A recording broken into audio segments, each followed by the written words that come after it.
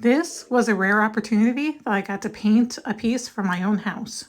We happened to just get 2 new chairs, and I found this cute little night table to put between them in my living room at a yard sale.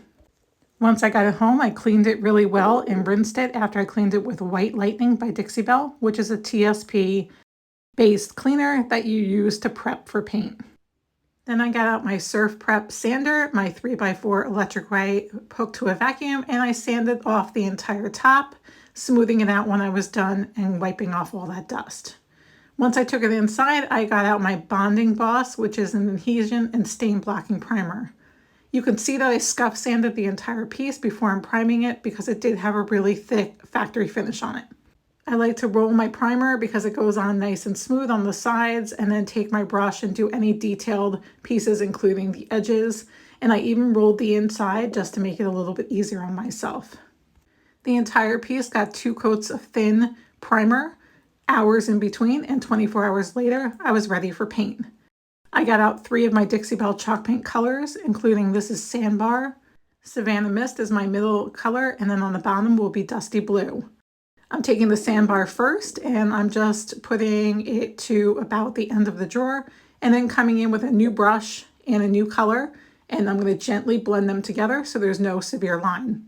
I will be blending this a second time to perfect my blend, and when I do that, I'll actually get a dry brush for in between each color to perfect my actual ombre blend. Once I got everything blended and I have 2 coats of that, I got out my Voodoo Gel Stain in Tobacco Road and an applicator pad. This is a water-based stain, and I'm going right on top of raw wood, so I did wet it down a little bit to move that stain nicely and just use my applicator pad to spread out the stain. Using a water-based stain, I just give it a day or so to fully dry, and then I can coat right over it with a water-based sealer. My last steps are using 2 different waxes. First, Best Dang Wax in Brown to give my piece an antiquing. I'm going to spread that wax on all the places I want to have some antique look, and I'm going to wipe it back with a clean cloth. I know this antiquing look is not for everyone, but this matches 2 other pieces I have down in my house that I'll show you at the end.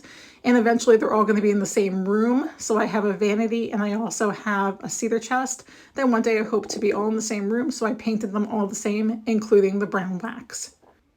The feet were in pretty good condition. I just wanted to brighten them up with a little bit of gold gilding wax on my finger, as well as I did on the little tiny knob. The gilding wax is oil-based, so it's always my last step, and I just buff it back in a day or so. Here's a glimpse again of the before and the after. I'm going to show you my chairs as well, and you can see how cute it looks in the room, and I'm absolutely thrilled the way it turned out.